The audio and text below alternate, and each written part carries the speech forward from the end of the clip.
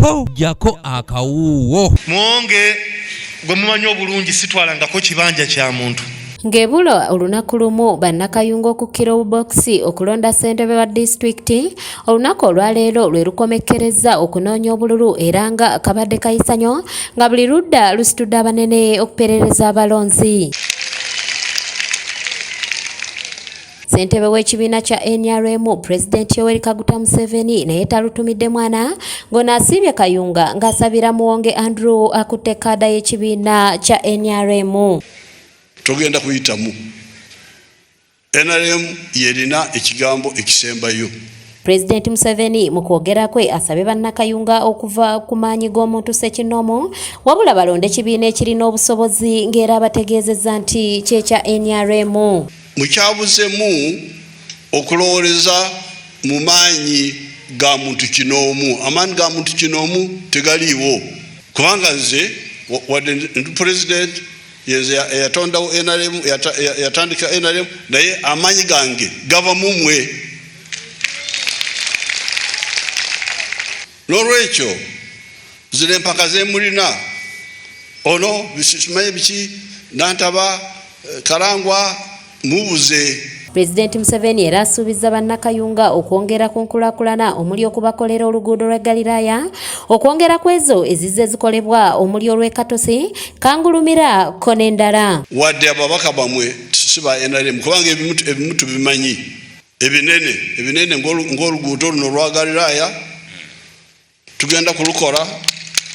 Akalolo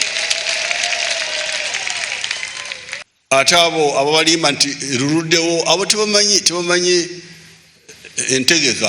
entegeka bw'oba otambula you put up one leg, one remains down. Ye Andrew Muwonge akwatidde NRM bendera asoose kwebaza Pulezidenti Museveni era n'aweera okugatta bannakayunga awatali kulwana. Nze saagala kwogera bingi naye njagala kwebaza Pulezidenti wa Uganda olwa eriiso eryo eryogi Mukama Katonda lye yamuwa. Pulezidenti wa Uganda n'atulondera Prime Minister. Pulezidenti wa Uganda n'atulondera NRM Secretariat gye tulabanga ekyusizza Kayunga saawa zino. So Pulezidenti mu maaso go Muwonge nze ndabanga Kayunga eteredde.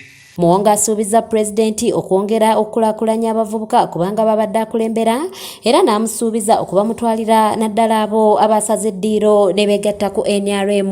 Buli we mulowooza ku muntu agenda okubagatta mulowooze ku Muwonge kubanga hisitole wa Muwonge abadde mu bukiiko obw'abavubuka obwa NRM mbadde Vice Chairman naye nsobodde okugatta abavubuka era tutambula bumu. Kampeyini zaffe ze tutambuza zino abaali batakwatagana mulaba bonna tuli kimu. Akakabonero akalaga nti Muwonge agenda kugatta Kayunga. Ensonga endala n'azeesigamiza kulwanyisa obuli bw'enguzi ko n'ekibbattaka mu Kayunga. Mpeera mu maaso ga chairman wange ow'ekibiina era nga ye Pulezidenti wa Uganda ngenda kulwanyisa ekibbattaka n'obulyake obuli mu disitulikiti yaffe. Neyanziza nnyo neyanzeege. Kata Muwonge tuuse ku nsonga.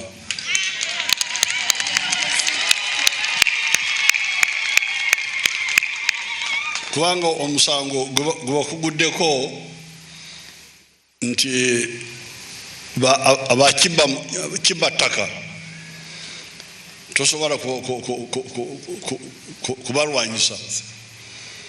Ate bagamba nti Karangwa chairman waffe nti yemukugumbya kuba ettaka. Wabula Pulezidenti Museveni avumiridde okwesosolamu kwa bannakibiina kya NRM n'alaga nti enteekateeka endala ez'okusitula bannakayunga azitadde ku bantu ki ababa wansi abazimutuusaako n'obusobozi ki obw'ebibiina mwe basinziira. Waliwo ebyokukola ebirala byesobola kumanya bwe mba sirina omuntu ali wansi mbaka wa Parliament oba district chairperson bw'aba tali wa NRM. Ndi Barbara Nabukenya ku lwa ABS Television. Ebyettaka bigenda bikomye kati mu kino ekisanja.